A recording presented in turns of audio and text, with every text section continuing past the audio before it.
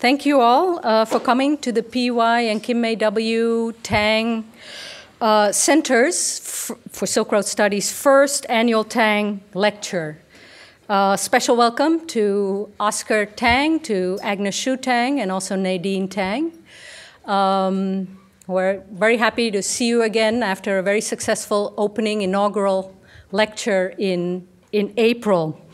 This year's annual lecture is one component of the year's events calendar for the center, as some of you may have noticed, if you have, some of you I know attended our events, which also includes a number of monthly talks, a workshop, and a spring conference.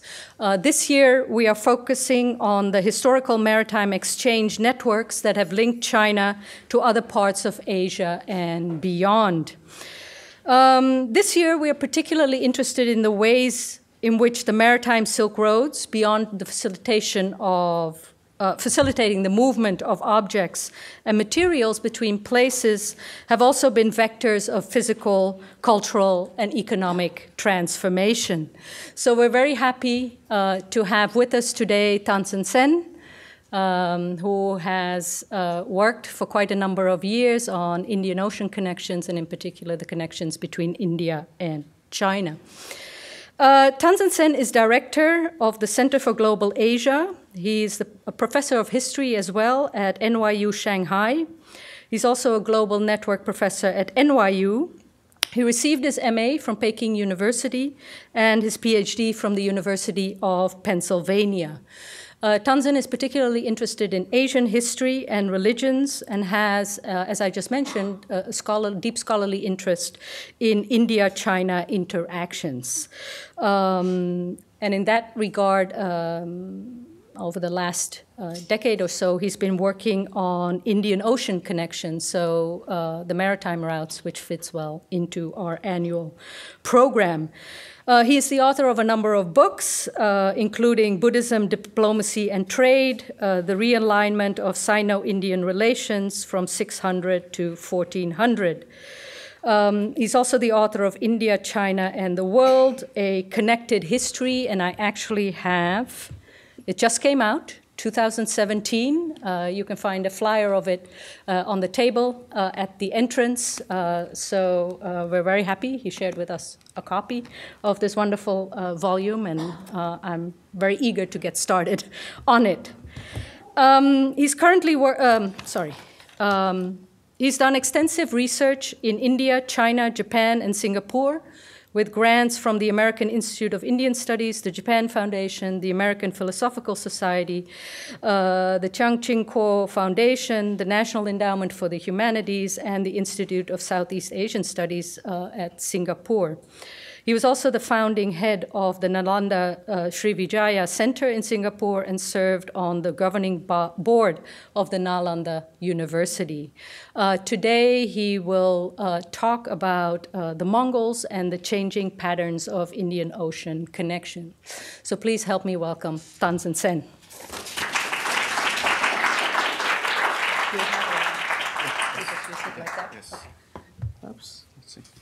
Thank you, Sanjot. I want to thank Sanjot for inviting me here, and Frank for organizing my trip from Shanghai, and also to the Tang Center for Silk Road Studies for organizing this talk, especially given it's about Indian Ocean. And as Sanjot mentioned, I have been looking at Indian Ocean world for the last several years, looking not only on the Indian Ocean connections, but the connections between the Indian Ocean and the overland routes. And I think that's the important aspect of Eurasian connections. That's the broader narrative that I'm working on. You can't do Indian Ocean without looking at some of the connections to the Central Asian activities that was going on. In fact, I mean, there's an issue now with the Chinese government promoting this as a 21st century maritime Silk Road. I don't go into that. I think that's a misnomer in many ways.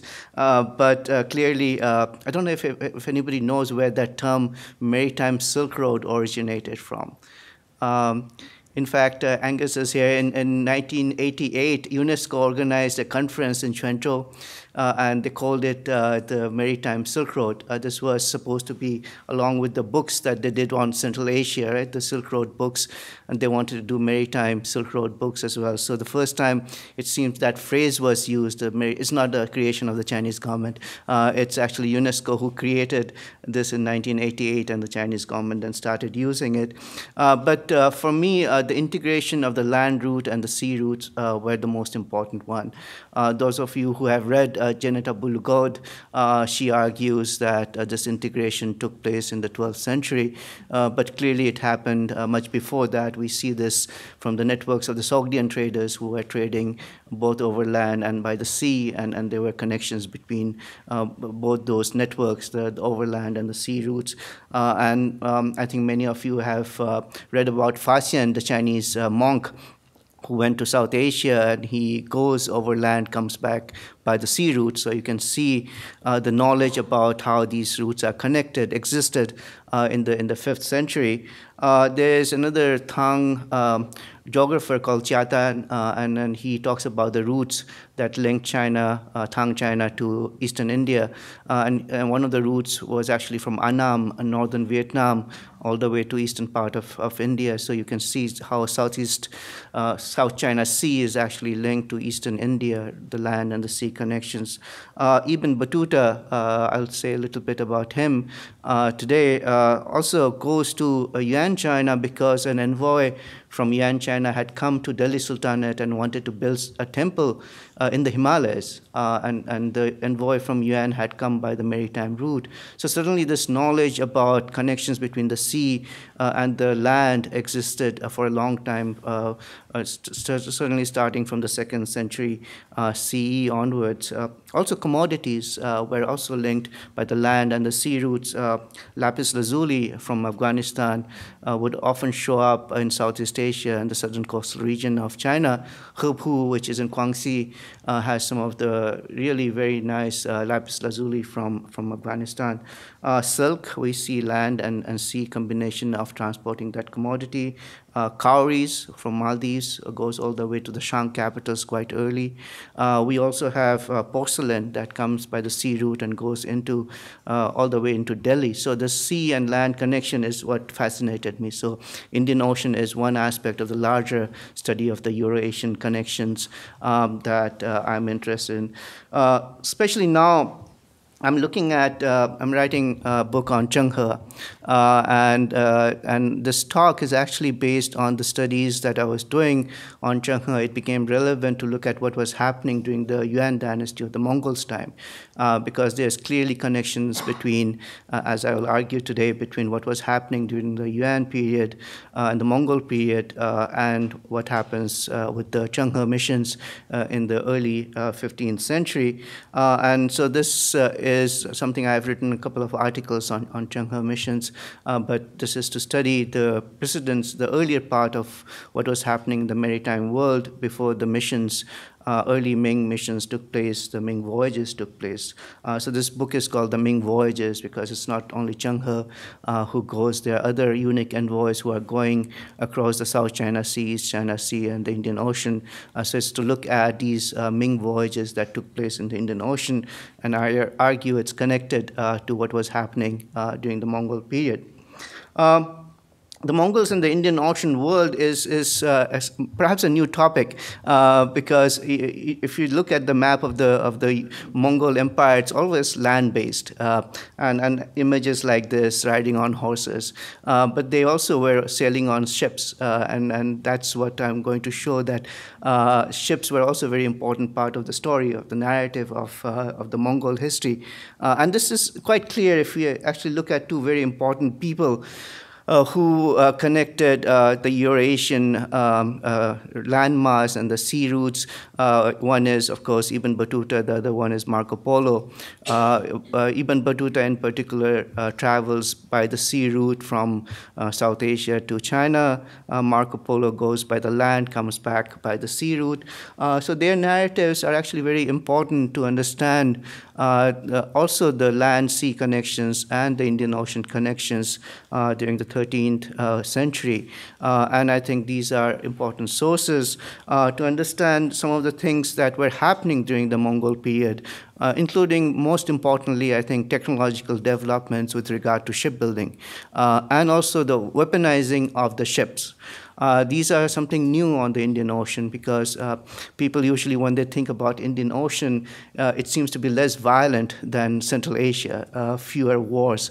The reason is because technologically it was not as perhaps very difficult in Central Asia to carry troops from one place to another, but sea routes which would take soldiers from one place to another did not happen until ships that could carry large numbers of soldiers happened. This happens after the 10th century when the first naval attacks from South Asia to Southeast Asia takes place in 1025. The Cholas of South Asia are supposed to have raided the Southeast Asian ports in 1025. That has to do with the naval technology and the fact that you can carry troops on ships. The sources for this period go beyond Marco Polo and Ibn Battuta. In fact, the Persian sources are very important at this time. Rashid al-Din in particular and Wasaf al-Shirazi. These are two important works. Not all of their writings have been translated into English, but they talk about the connections between the Persian Gulf and South India all the way to China. So I'll be using especially Wasaf al-Shirazi's work on the connections and trading in horses that we see in his writings. Ibn Battuta, of course, I think everybody knows. Wang Ta Yuan is very important as far as Chinese sources are concerned. Before Wang Ta Yuan, most of the Chinese sources on the Indian Ocean are based on secondary information. So most of the Sung records of the Indian Ocean, the famous Charukwa and others, are actually based on the information they are collecting based in China, in Sung China. Wang Ta Yuan, on the other hand, actually travels twice across the Indian Ocean.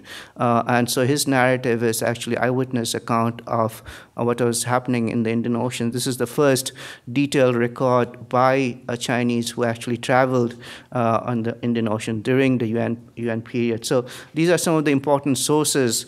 Of course, I'm not mentioning the Yuan dynastic history, which I'll also talk about. That's the normal narrative, but I think Wang Ta Yuan, which again has not been fully translated, is an important source for what was happening during the Yuan period. Some of the arguments and the key issues that I want to discuss here in this talk is how do we conceptualize the Indian Ocean space, especially during the Mongol period. This is something we have been doing at the center at NYU Shanghai, which is called the Center for Global Asia, and we are looking at the longue durée history of the Indian Ocean, how we conceptualize the Indian Ocean, especially the movement of people and artifacts, and then how they moved from one place to another. So this space, I think, gets reconceptualized during the Yuan dynasty, especially given the technological advances that take place with regard to shipbuilding, the distances that can be covered more quickly than any time before, and the stuff that you can carry, people and commodities, the volume increases tremendously under the Yuan dynasty. And then also, that in addition to the technological advances, it's also the gunpowder-based weapons that show up on ships. This is for the first time that we see some kind of gunpowder use on the ships. During the Yuan dynasty, Zheng He would use that when he travels in the early 15th century. Also very important are emergence of new nodes and connecting points in the maritime world that appears during the Yuan dynasty. It continues during the Ming dynasty with the Zheng He missions. Malacca, for example, was a creation of Zheng He in the early 15th century, but already during the Yuan dynasty, new places were emerging which would become key centers of connections during the early Ming. The other issue, the last one here, how the maritime world is used for political legitimization. This has to do with both Kublai Khan and Yongle Emperor during the Ming dynasty. I think most of you perhaps know that Yongle had usurped the throne in the Ming, and then one of the things that he had to do was to legitimize himself as the right ruler. Same with Kublai Khan. There was a civil war going on in the Mongol Empire, and he had to legitimize himself as the real Khan. And for him, the concern was to fight on. And the fight on would take place on the seas. And that's why the seas become more relevant, because Central Asia is taken by a contending Mughal Empire, and they are fighting with each other. So the seas become the place where he will try to expand. So that's how he uses the seas to legitimize himself as a real Khan in the Mongol Empire. So how do we conceptualize this space? And this is not a new thing. Two very important scholars have written about it. K.N. Chaudhary, who wrote about the Indian Ocean, drew this diagram, which was again copied by Janet Abu-Lughod, how the Indian Ocean world was actually segmented. The voyages were not across the entire span of the Indian Ocean, but was divided into 3 circuits, as they call, and most of the interactions, travels, trading activities would take place within these 3 circuits. Of course, there were overlapping regions where commodities would then be relayed onto the other circuits. So this was the basic way of understanding the activities that took place across the Indian Ocean, not from the Persian Gulf directly to China, but through various stoppages in between. And South Asia was one key center. Southeast Asia would be another one before people and commodities eventually reached Sung China, for example. So this segmentation was quite clear during the Sung period. This starts changing, and this is the reason why the Yuan dynasty is important, is because direct connections are frequently established between the Ilkhanate in Persia and the Yuan dynasty. So ships are now able to go, of course, stopping in some places in between, but the one ship would then go all the way to Persia from China and the other way around. So that was one of the ways in which the earlier concept of segmented voyages started changing due to the technological advances that ships could go during this period. And of course, this has to do with the understanding of the monsoon winds as well. You can't travel on the Indian Ocean without understanding when a monsoon winds move from one place to another. So using that knowledge, the ships would then travel a longer distance than before. And this is clear in the Ilkhanate Yuan-China connections. This is perhaps a necessity, because in between the Central Asian Khanate is fighting with Kublai Khan to basically assess or say that they were the real Khans. And so the coalition between Ilkhanate and Yuan-China is a key aspect of the civil war that's taking place within the Mongol Empire. Other than that military collaboration, there's also commercial connections between Ilkhanate and the Yuan dynasty. There's marriage alliance that also takes place between the Yuan and the Ilkhanate. There are various forms of cultural exchanges that are taking place: Buddhism, Islam later on, medicine, astronomy. So there are various kinds of translation of material from one language to another takes place. So the connections between Yuan and the Ilkhanate in Iran is tremendous and very important, and most of it taking place by the sea route. And so that's why this ships actually tell a story of many different aspects of connections between Persia and Yuan China in the 13th century. And this Indian Ocean narrative is part of that exchanges that are taking place during this time. So some of the examples of these connections, and this is for Osmund, who's an old friend of mine. I don't know where this is. Okay. about how Kublai Khan requests the ruler of Ilkhanate that maybe we should jointly go to Sri Lanka and find Sri Lankan drugs.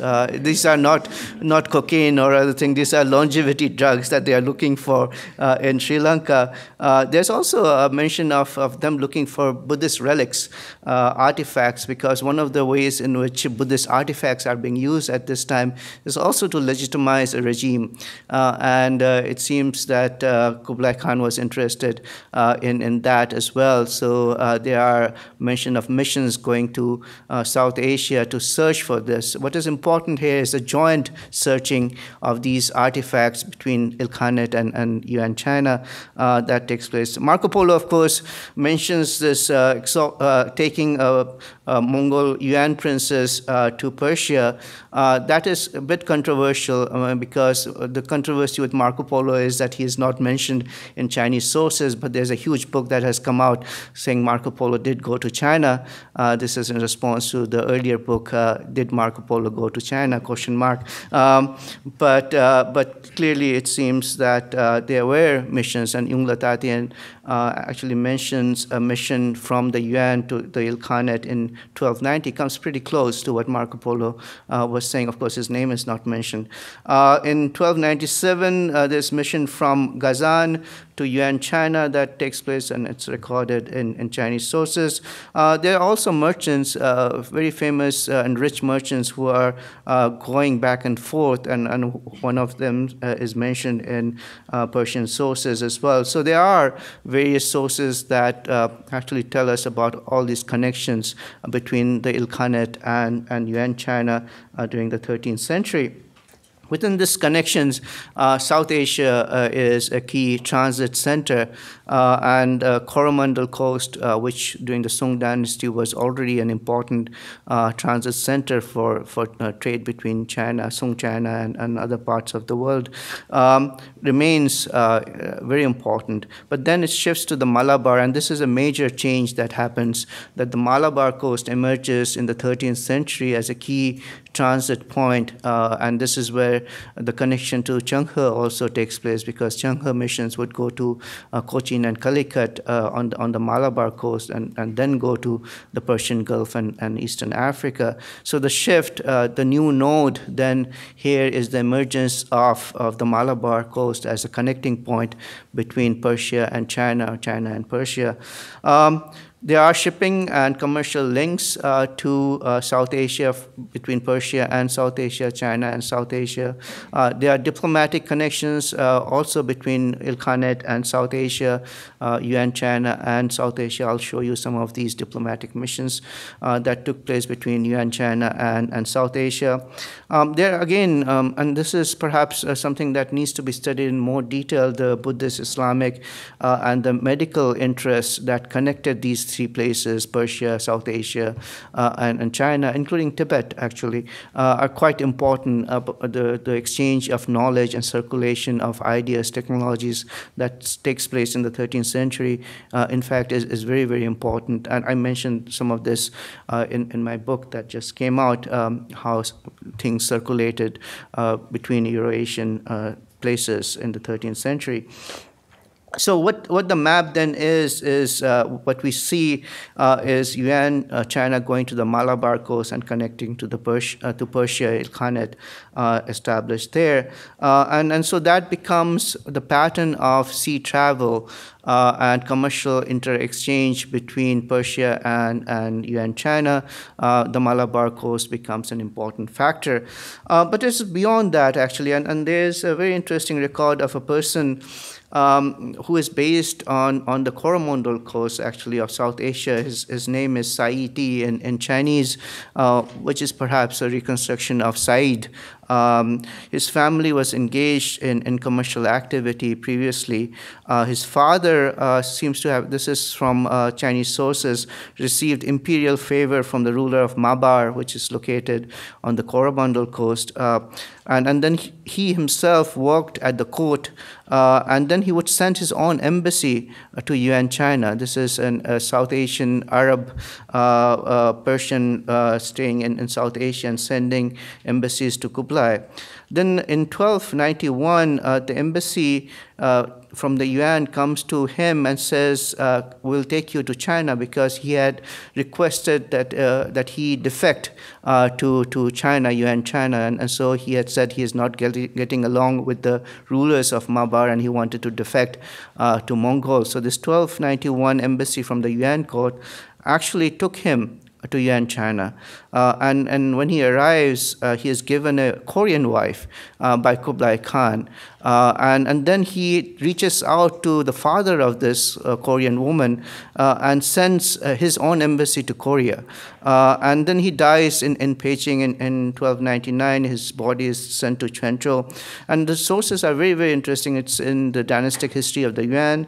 There's a funerary inscription for him. He shows up in Korean sources. So his story basically connects 4 different locations of this Mongol empire, starting from hinterland Persia to the southern coastal region of China to Quanzhou to Korea. This is exactly what the Mongol empire is, from western Persia all the way to Korea. But the connections are all taking place by the sea route. And that's just not looking at the horses, but looking at the seas. You see all these places are connected by the maritime activities during the Yuan dynasty.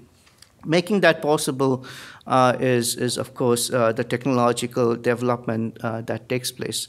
And here, I think we should start with what happens in China during the Sung dynasty. I have argued before that prior to the Sung dynasty, very few Chinese actually show up in the Bay of Bengal or the Arabian Sea. Most of the maritime activities, trading activities, are taking place on either Persian ships, Sri Lankan ships, Southeast Asian ships, South Asian ships. There is an absence of Chinese ships before the Sung dynasty. There are hardly any Chinese merchants who venture into the Indian Ocean also before the Sung dynasty. It is during the Sung dynasty that boat technology, ships technologies start developing in China. And this is one Sung dynasty ship that is now housed in Quanzhou. And also at that time, we see the mention of magnetic compass that starts showing up. This is around 1200s that we see the mention of compass, or late 12th century. So this is when many of these advances on shipbuilding technology and navigational skills in China takes place. And by the end of the Sung dynasty, there are actually Chinese merchants traveling to different parts of Southeast Asia and even to South Asia. But before that, there seems to be an absence of their presence. It's mostly foreigners who are bringing things to Sung China. That, of course, changes when Ibn Battuta, and this is a very important record for many reasons. Ibn Battuta, who is sent by the Delhi Sultanate to respond to a diplomatic mission that has come from Yuan and carry various kinds of gifts to the Yuan ruler, goes to the Malabar coast to take a ship to China. And of course, the ship eventually sinks because of a storm that takes place, and he has a huge problem going to China. But he describes the Chinese ships that he sees on the Malabar coast. It's the size of the ships, which are quite impressive. Multi-story ships, several decks on the ships, how the bamboo rods are used to make different kinds of things within the ships. But the number of people on the ships is quite impressive as well.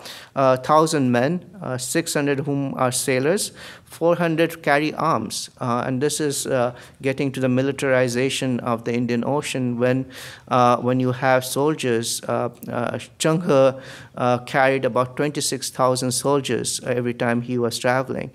So compared to that, this is not much, 400 men at arms, because they had to protect the merchandise as they passed through different places. But very importantly, here you see the first time reference to gunpowder.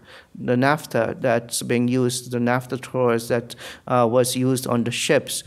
So the firepower of the ships increases tremendously compared to what existed during the Song.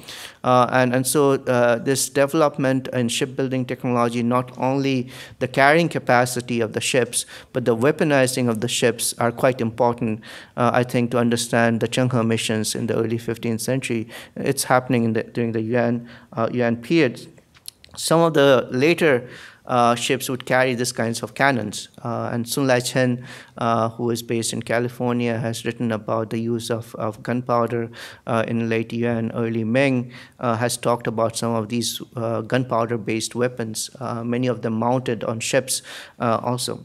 And as we know from the Yuan period, Kublai Khan is famous for launching naval attacks on Korea, Japan, and of course Southeast Asia, Champa and Java. So these missions are all maritime based. Usually if we look at the Mongol attacks on Japan, there are details about how ships were procured, how the leadership of these naval regiments were established, how the Koreans participated in fighting in Japan, and how the divine winds, of course, saved the Japanese from the Yuan. And also in Champa and Java, these were all failed missions. None of them actually succeeded. And there's an argument that I'll make that became a lesson for the Ming to not try to invade maritime polities. They would use a different tactic under Chenghe. But this is what they did. I mean, and you can see crossing the East China Sea, and it's not an easy sea to cross. It's quite, the waves are quite high, and the ships needed to cross this and mount an attack required not only technological advances, but also navigational skills. And so if we can see the general history of China, until the Yuan, such a thing had not happened before. This is the first time that ships carrying soldiers would try to attack Japan and invade Japan. And same with this map at the bottom about how within those islands that they are trying to go across, this is not easy as well to navigate across the smaller routes within the island system.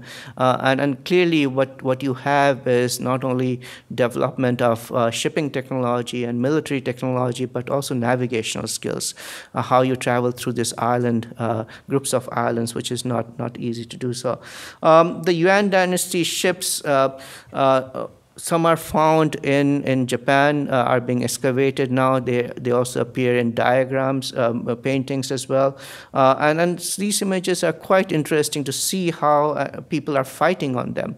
And I think also needed here is basically more studies of the art historical aspect of these attacks, and also archaeological. The underwater archaeology aspect here is quite important to see these Yuan dynasty boats that were being used to launch attacks both in Southeast Asia and East Asia. But these clearly indicate many advances compared to the Song dynasty ships that existed prior to the Yuan period and these attacks. Now, why was Kublai Khan doing all these things, right? And why would he be attacking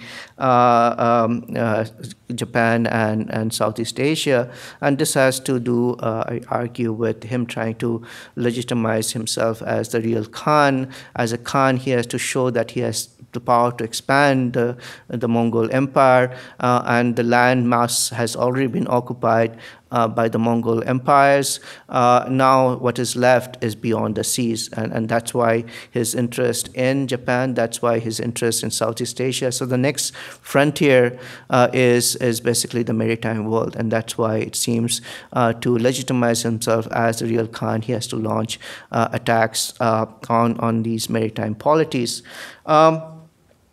Now, what happens here as he does all these things, there is an economic impact on activities that's taking place. If you can imagine paying the soldiers, recruiting the soldiers, arming them, those are basic economic activities that during the Yuan period are tremendously important to study the Yuan economy at this time. Manufacturing of porcelain increases tremendously at this time. And this, again, is related to the Ming, where the Ming state will start manufacturing porcelain for export and giving gifts. So the porcelain economy also sees a tremendous increase under the Yuan. Now, the other thing that the Song previously had done is to tax maritime activities. This was the first time in Chinese history, it seems, that the maritime trading activity was brought into the state revenue system, where the Song court was actually collecting taxes and using it for state revenue, and that continues during the Yuan period. This will be something different. The Ming will stop. There was a ban on maritime activities under the Ming, early Ming, but in the Yuan period, that aspect of Song collecting revenue from maritime activities continues. And as I said, the maritime expansion is clearly related to legitimizing the Kublai Khan as the Khan. So what we see, the spread of, and this is the fascinating aspect of study of porcelain during the Yuan period, how different places in Southeast Asia, you see various porcelain, many of them manufactured in China, but the Southeast Asian porcelain making technology also increases. The industry in Cambodia and other places in Southeast Asia also is influenced by porcelain making in China, and they start copying many of the Yuan porcelain and manufacturing their own on porcelain. So it's not only the export of porcelain, it's the export of porcelain technology and know-how that also takes place at this time. Even all the way to Bengal, you have people making or copying Chinese porcelain because it's in high demand. So the porcelain technology and know-how really expands. So we should not only be looking at the export of porcelain from China in the 13th, 14th century, but how the technology and know-how of porcelain making also spreads at this time. There are many Klin sites that are established in Southeast Asia at this time. And porcelain starts reaching all the way to the eastern coast of Africa. It's not that the Chinese are carrying it, but other traders are carrying porcelain. This is all throughout the eastern coast of Africa. We find Chinese porcelain, and you will remember that the last place that Changhe goes to is eastern coast of Africa. So this link between China and eastern coast of Africa is created clearly by the Yuan dynasty, and that explains why Changhe actually, we don't know if Changhe actually himself went, but members of his team actually did go to eastern coast of Africa. We find Yongle marked porcelain in these places, especially in Kenya. The idea about copying the Chinese porcelain also is prevalent in Persia, where they copy Chinese way of making porcelain. So this is not made in China, it's made in Persia, it seems, that appears in various museums. The trade, some of the trading items here are quite important, and this is where you see there's no silk here.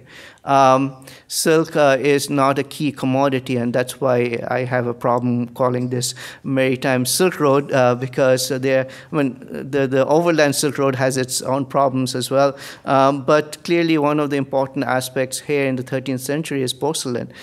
Clearly the commodity that dominates Indian Ocean trade is porcelain. And then, of course, spices, pepper, frankincense, sandalwood, from South Asia, from Persia, and sandalwood from Southeast Asia in particular. Textiles become very important commodity at this time.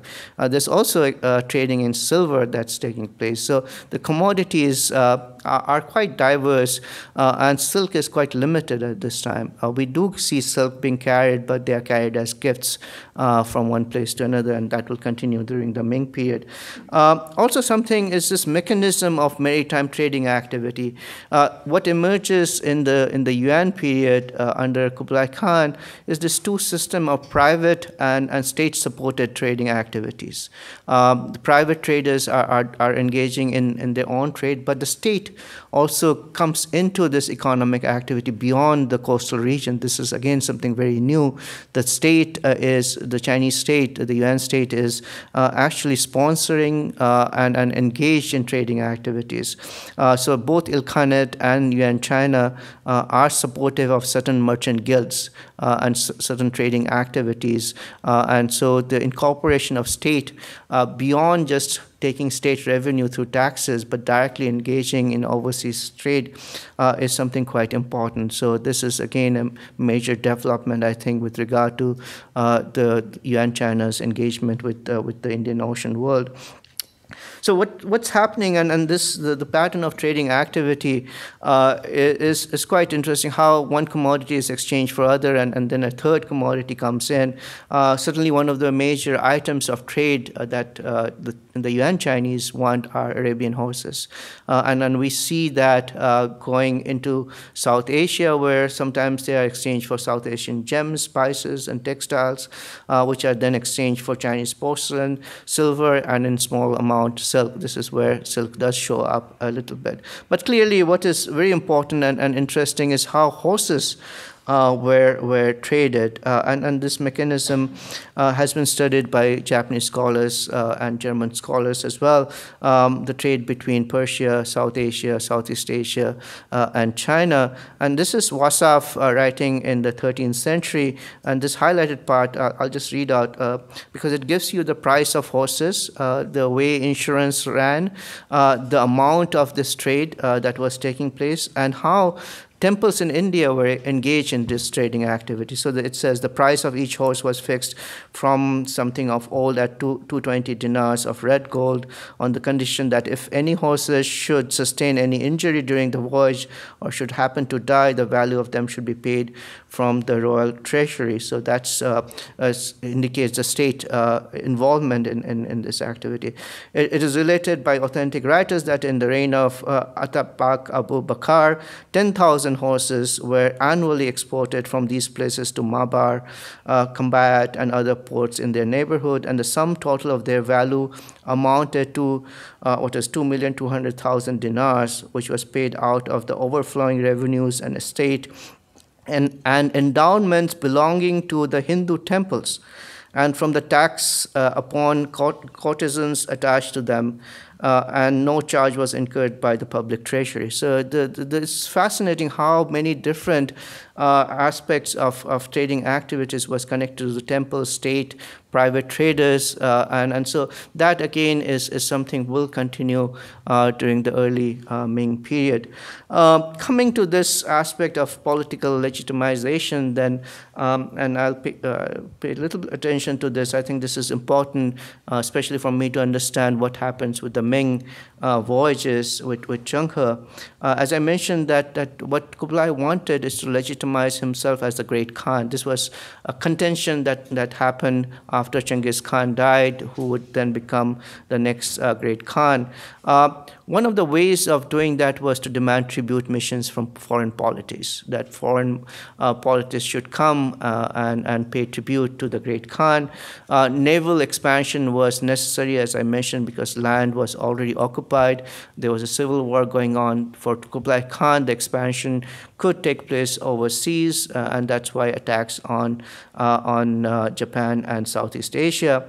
And then the other factor was to exert influence over many of these transit centers, especially in South Asia. And this is something, again, new, that you are not only engaging with South Asian ports just because they are relay centers, but to have some administrative control over it. So from Yuan to control South Asian ports becomes an important factor, never happened before in Chinese history. This would be the first time that a polity in China would try to control ports in the Coromandel coast and the Malabar coast. And this is reflected in a very interesting episode that appears in the Yuan dynastic history. There is this Uyghur monk who is supposed to be knowledgeable about Indian religion, don't know what that means, but is trained in Buddhism and foreign languages, and had acted interpreter for diplomatic missions. I put this for you again, Osman, for missions from Sri Lanka. They really needed interpreters. And then again, I think it's quite interesting to see what he is saying. Perhaps just to show that he's a Buddhist and he likes peace, but I think there's more to this episode that appears in the Yuan dynasty dynastic record. So when the court planned to embark on military operations, and this is something that Marco Polo also mentions, that Kublai Khan was planning to attack South Asia and building up his navy. So this connects some of the things that Marco Polo was saying. So operations against Siam, Lavo, Mabar, Kollam, Sumudra, and other kingdoms. So this guy Chalu Na Tasil memorized, saying all these are petty states, although we can easily invade them, of course. What can be gained by belligerence? The initiation of military operation will lead to the destruction of people's life. It would be better to send embassies to these kingdoms and discuss the calamities of warfare and benefits of submitting peacefully. So just threaten them, and they will submit to you. Right? It is not too late to subjugate these kingdoms without waging a war. Sounds like Sun Tzu. When without fighting a war? A Buddhist is saying this now. The emperor agreed, of course, with that, and he said and ordered various envoys to go to these places. And in fact, we see these envoys showing up. And it happens a year later. So this guy, if he was saying in 1279, 1280, 81, these missions start arriving at many of these places that the Buddhist monk was talking about. And then the 11th lunar month of 1281 departs, and this is a famous diplomat actually from the Yuan dynasty, Yang Tingpi, reached Kollam in the 2nd lunar month, had audience with the local ruler. But what is quite important is he's also meeting with other diasporic people here. The Syrian Christians settled there, he's meeting with them. There are other Muslim communities that he is meeting with them. So it's not that it's a diplomatic mission to meet with the local rulers, but others involved in trading activities are part of that narrative. And what it says is he's securing submissions from the polities. We don't know what that means. Of course, the Chinese sources would say they submitted, but clearly these merchants may have their own interest in so-called submitting to the Yuan, most likely to trade with them. But for the Yuan court, this idea of submitting would be used to legitimize Kublai Khan, to say that these people living far away in South Asia are submitting to us. And this is something important with regard to the Ming missions of Zheng He. They kept coming back. So submission was not that you would just say we submitted, but the diplomatic missions will go back to make sure you submitted. And this is going beyond the earlier tribute system where you came and paid tribute and everybody is happy. But submission, it seems at this time, really meant something, because we'll come and get back to you. And so you have embassies coming from South Asia, of course, to submit, but at the same time, and this is for the first time in this diplomatic interactions between China and South Asia, that Chinese envoys and diplomats kept repeatedly going to South Asia. Earlier, they didn't want to go there. There were very few missions from the Chinese dynasties to South Asia. But this time, we find many, many missions going to South Asia, especially the southern part of India, because that is quite an important region for connecting to Ilkhanate in Persia. But clearly something had changed politically and diplomatically. It was more than just visiting and paying a visit to the rulers. It was really securing some sort of treaty with these people, and which the Yuan would interpret as submissions. So let me conclude with how these are related to the Zheng He missions. and I started looking at the UN missions with the perspective of what happened during the early Ming and trying to understand why it was happening in the early 15th century. It certainly was not in vacuum. There's a precedent of over 100 years before the Zhenghe missions take place that the Chinese have been developing and accumulating knowledge about various parts of the Indian Ocean world, which I think is quite important. Certainly, if you look at the Yuan sources and the Ming sources, the knowledge about the Indian Ocean world increases tremendously. This has to do with Wang Taiyuan and others going themselves to the maritime world, bringing information back, understanding of the key transit centers. So why is Kublai Khan sending multiple diplomats to South China? They know the importance of South India at this time, and that's why they are sending multiple diplomats to secure that location for them. Clearly, what the Ming also does, and the Ming missions, no matter how large the Zhenghe ships were or were not, clearly the Ming ships were based on the technologies that were developed during the Yuan period, especially the fact that gunpowder-based weaponry can be mounted on the ships and used. And so that is, again, a precedent for the Ming missions. Also at this time is the Chinese mercantile and shipping networks that we see in Ibn Battuta's record. So it's not foreigners engaged in ships and commodity trading. The Chinese private network has spread all the way certainly to South Asia by this time.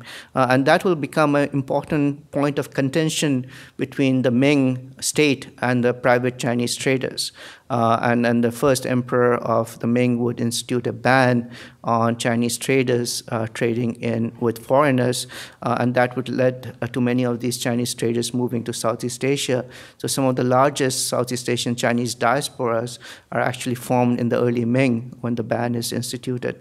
Now, what is also very clear is during the Yuan is to directly connect to the markets in West Asia. This is, again, the ships belonging to Yuan China and then subsequently early Ming would be able to travel all the way to the Persian Gulf, and in the case of Zhenghe, all the way to eastern coast of Africa.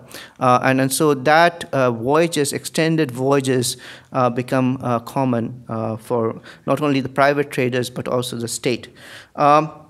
Now, this possibility of extracting tribute missions is what Zhenghe actually does. And this is, again, as you know, Zhenghe traveled 7 times, and each time bringing rulers and high officials from foreign states with various kinds of exotic animals and things become an important agenda for Zhenghe.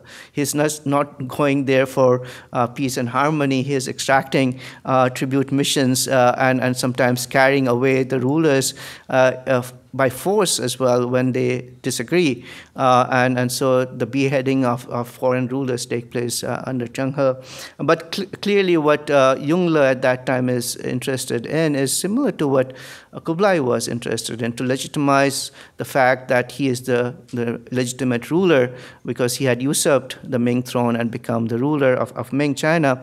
And by showing that tribute missions came from abroad, not only tribute missions, but rulers from abroad came from abroad to personally bow down to the emperor, and the exotic animals that Zhenghe brought were all important to legitimize that the world was under Yongle at that time. And that, I think, is something that they learned from the Mongols. But the Mongols also taught them lessons about what not to do. First was, it was important to just control the nodes but not occupy them. So Mongols had lost all these wars, and the Ming emperors, the first Ming emperor, had actually warned not to spend too much money invading foreign polities. So what Yongle does is he does not occupy, he just controls, he changes regimes. And this is something that the Chinese have been doing during the Han Dynasty as well in Central Asia, that they would change regimes, especially in southern Hindu Kush polities. And this is what Zhenghe also does, is basically put their own person and replace their own person, the enemy with their own person in many of these important transit centers. And so having local allies and nominated, selected person in these places became the way in which they control the Indian Ocean nodes, just like the Yuan tried to do in South Asia. So if you look at the map of Changha missions, again, we started with this. So we have what Palembang was the first place that Changha would engage in warfare. He captures so-called pirate from Palembang, brings him to Nanjing and is beheaded publicly in Nanjing. First military attack. In Sri Lanka, he does something similar. He brings back the Sri Lankan who had fought against him. Fortunately, he's not decapitated. I've argued that ultimately it turned out that they had brought the wrong person from Sri Lanka because the Sri Lankan names are confusing, and then two people had the same name, and they realized that this is not the guy because the real person was actually fighting in South India, and so they brought back, and then he was then sent back to Sri Lanka. But also Malacca, which was paying tribute to Siam, Thailand, was then made independent, sort of, and this is where a Ming base was established, and this is the beginning of Malacca being an important node in Indian Ocean commerce. So from then on, Malacca becomes the place where merchants from different parts of the Indian Ocean would come and settle. In Cochin, Calicut, it seems this is where Changha may have died in 1433, and they were trying to perhaps replace Calicut, the existing power, with Cochin, an emerging port city. So that's a creation of another node. This is where the Yuan missions would be going to, but Cochin, due to climatic factors, was emerging as a new port, and access to pepper, which the Ming then paid to their soldiers as salary, which was in high demand, came from this region. So they seem to be engaged in this conflict between Cochin and Calicut. But they were also engaged in changing regimes in many places or showing their military force. 28,000 soldiers would get down from the ships and march. And we have records in various places in Java, in northern Sumatra, in Bengal, and perhaps in eastern coast of Africa, where the records are a bit controversial, but they arrived in eastern Africa with soldiers. But there are issues with these sources. But also what they did was they controlled the trading activity of many of these places far away from China, from the Persian Gulf to Dhofar to Aden. They were taking rice and sugar, these commodities that are not major luxury items, but controlling the flow of those basic necessities, taking from one place. So basically they were taking over many of these private commercial networks during the Ming period. And although Yuan didn't do this, Ming wanted to go beyond what the Yuan had done and control almost every network linking China to the outside world through the Indian Ocean world. And the Portuguese did the same thing. They actually went across the same places that Changha went to, starting from Malindi in eastern coast of Africa, to Cochin, Calicut in southern India, to Malacca in Southeast Asia. So the precedent for Portuguese is actually Yuan China. Thank you.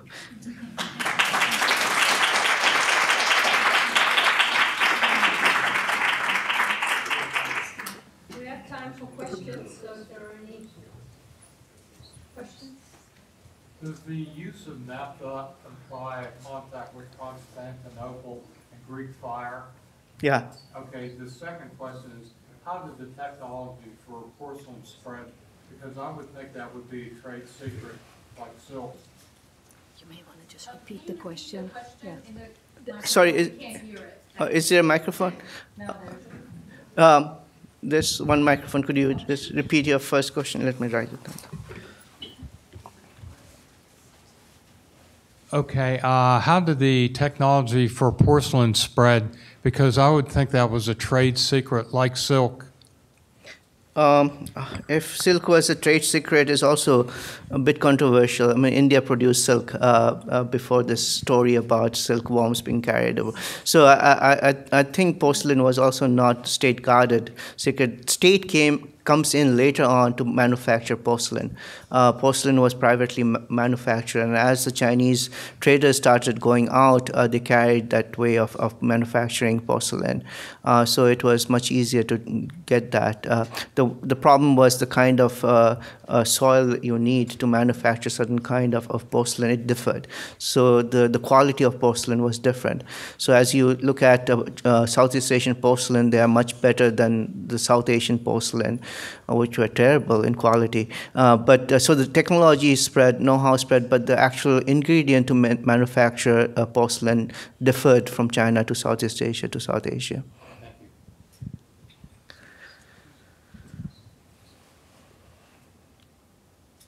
How were they able to transport horses and take care of them on these ships?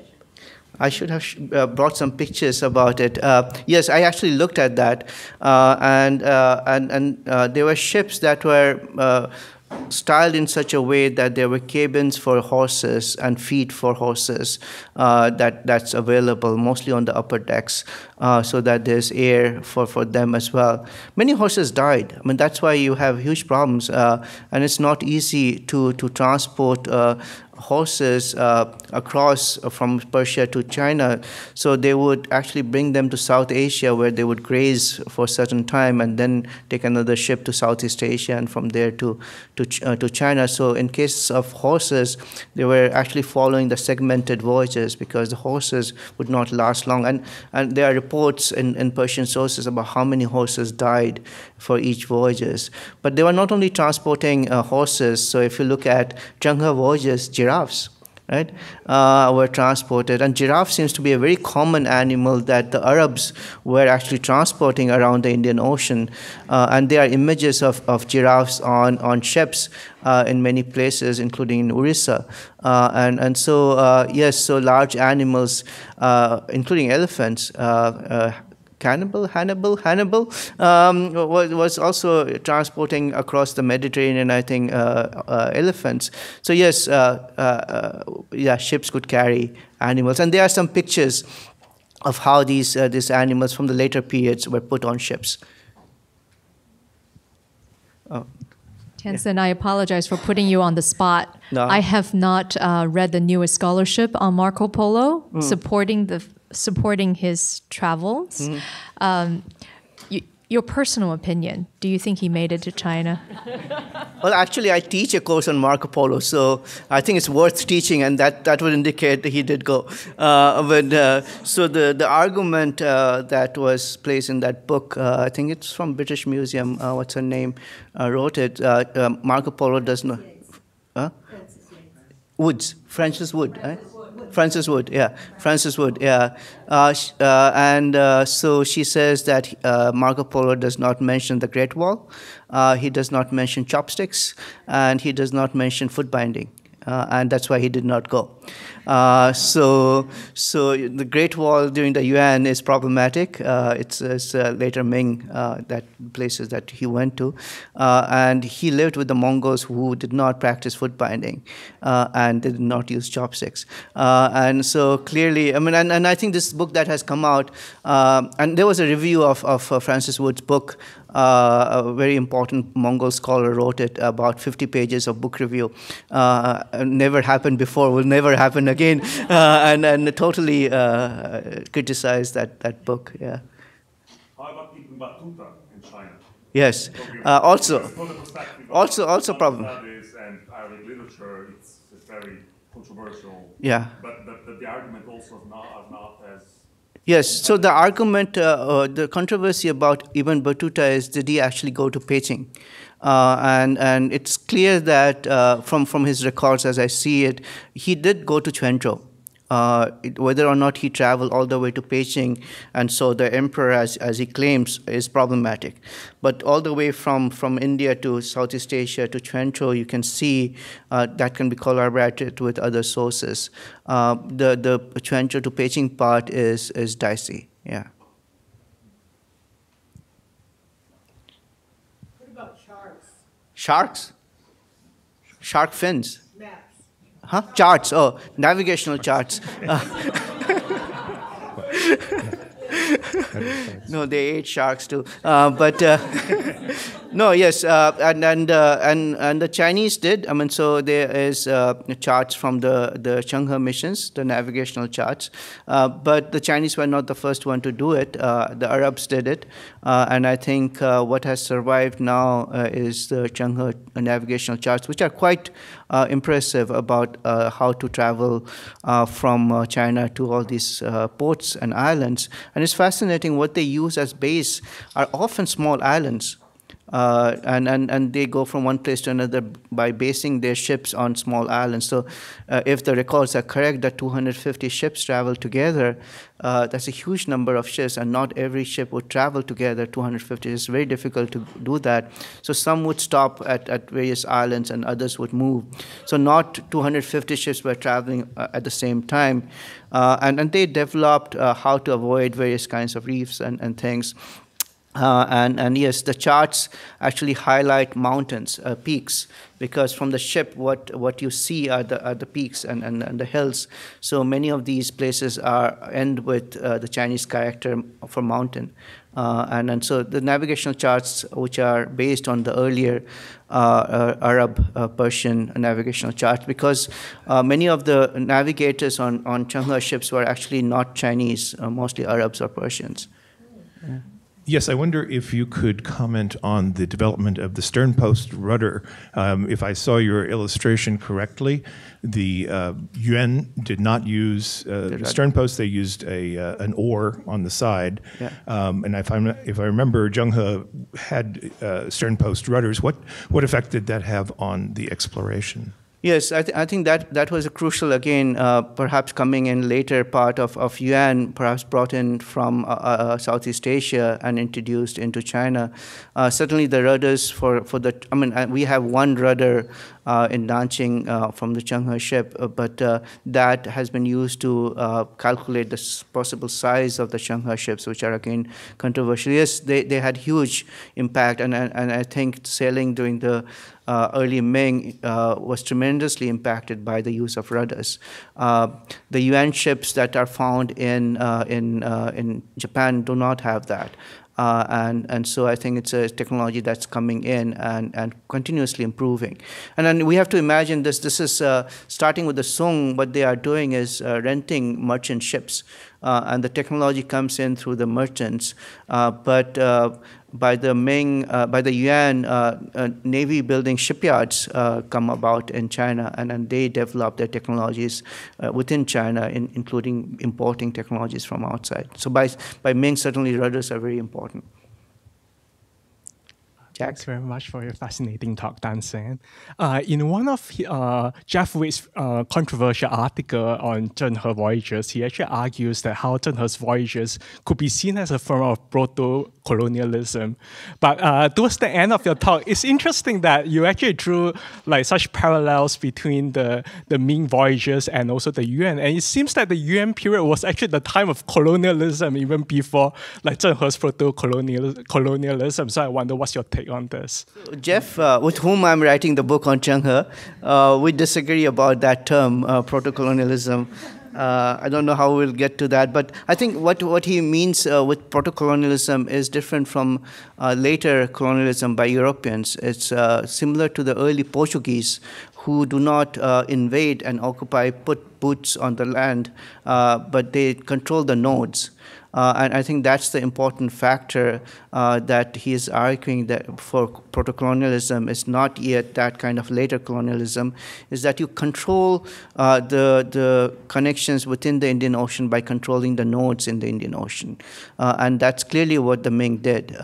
And Yuan tried to do it, often unsuccessfully, but the Ming certainly did that. They controlled many of these ports, starting from Malacca to Palembang, to Aceh, Samudra, to perhaps Sri Lanka, South India, and some places in Africa as well. We don't know. As we go further, they're not much interested in the African coast to control, but certainly up to southern India, they are interested in controlling the nodes or creating alternate ports. And that's another thing they would do with regard to Cochin and Calicut. They didn't want to conquer Calicut or control Calicut, they wanted to promote Cochin as the alternate port because there were already established merchants and armies in Calicut. So that's the other technique they would use, but create new nodes. So yeah, proto-colonialism we associate with later European colonization, but that's not what he means. But I think the word is problematic. Hi, I have a question about, you discussed a lot about the Ming establishing nodes where they were engaging in trading.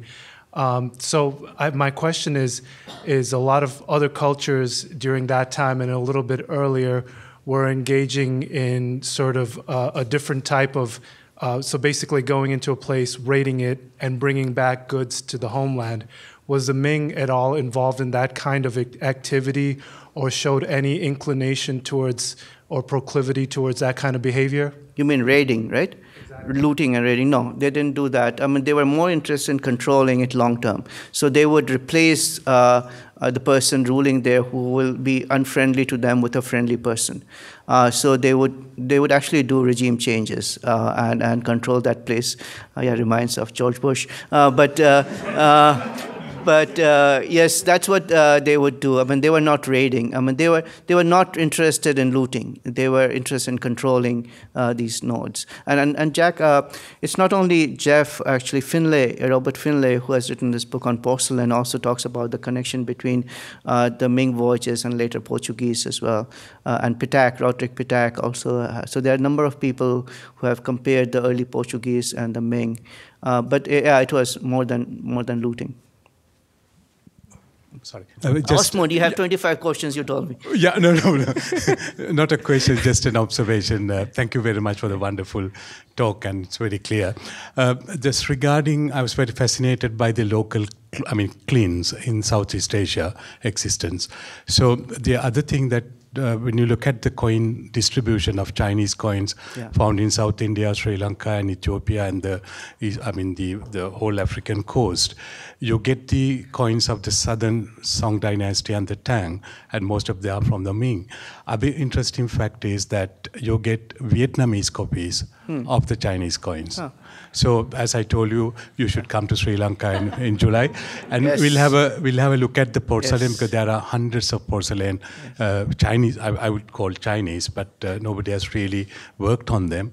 And also some of the sites that Sanjot knows that where you find the iconographically the Ming borrowings. I can even call it inspiration of some of the sites. So, just to also talk about the horse trade, the first evidence, textual evidence for trading of horses in Sri Lanka is chronicled. It's 3rd century BCE. Right. So it's very important. So welcome to Sri Lanka in July, and we'll work on this. I'll take on that invitation also.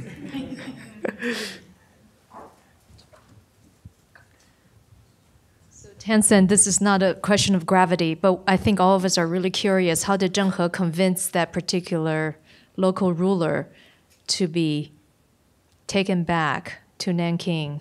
Force. No asking. Did he know his fate? Huh? Did he know that was going to happen? Or the ruler? Right, that he was going to be executed. No, so the Chinese narrative is that that poor Sri Lankan attacked Zheng He, and he deserved to be taken to Nanjing. No, I don't think he expected to be taken to Nanjing, but I think there's a story to that. I was telling Osmo, there's a fascinating records, 2 records. One in the Xuanzang's Tatang Siyiqi, the Journey to the West kind of thing, where in the section of Sri Lanka, somebody in the Ming edition of that text adds a commentary saying that Zheng He brought the tooth relic from Sri Lanka to Nanjing, and the emperor venerated it. And then in 1950s, they found in Potala Palace a letter from Yongle Emperor to a Lama in Tibet to come and venerate this relic that has been brought from Sri Lanka to Nanjing and to venerate it. So they were perhaps not after this guy, but after this relic. And then you don't find it in any other sources, Ming sources, only these two. One, the letter, personal letter from the emperor himself, and this commentary, which are very, very similar. So, and the person who was actually doing many of this textual work for the Yongle was a Buddhist monk, very much involved, I think, with the Yongle missions as well. So he would have most likely added this passage. But so in the Sri Lankan, there are a couple of Sri Lankan records, but from later periods where they say the Chinese came to steal our stuff and we fought them. And so perhaps the real story, which we can speculate only, is that Zheng He really wanted this tooth relic, which has been shown to be an important, powerful relic to legitimize rulership or politics and the area neighborhood. So most likely that may have happened, that Zheng He wanted to take that relic, and this poor Sri Lankan was trying to prevent. I'm talking, giving leeways to the Sri Lankan and then to the Chinese, and then he was captured and taken to Nanjing. But there's this interesting fact that his name was similar to the name of the ruler. When there were three kingdoms in Sri Lanka at this time, who was actually fighting in the north, and then when he comes back and he realizes the Chinese have taken somebody else, and I think the Chinese also realized, but they send him back, but they replace, according to Chinese sources, him with another ruler in Sri Lanka. And so they do this in Palembang, they do this in Malacca, they would, in Samudra, in Aceh, they would do the same thing. And they would threaten that we will come back.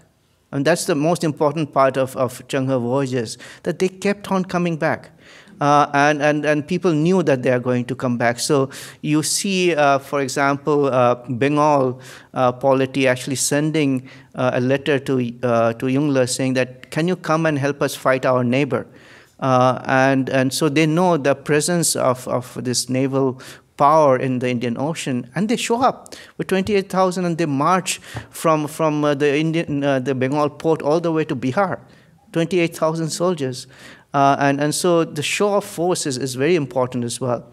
And the repeated coming of these people was quite important. In fact, some of the polities really benefited from that. It's not the Chinese forcing them onto these polities. So Hormuz, for example, it seems to have benefited from their collaboration with the Ming. And when the voyages stopped in 1433, there was a mission from Hormuz, I think in 1440s or 50s, which came to the Ming and saying, why aren't you sending those missions? We want them to come back. And so polities use that connection with the Ming to promote their own thing. So it's a quite complicated thing, and we should not just blame the Ming for imposing on them. Some of the polities wanted to have agreements with the Ming to have their own self-interest in their region. Maybe we'll let our speaker go and rest. And everybody else, I would very much like to invite you to take part in a reception in honor of Tansen's talk. Thank you so much for a very wonderful talk.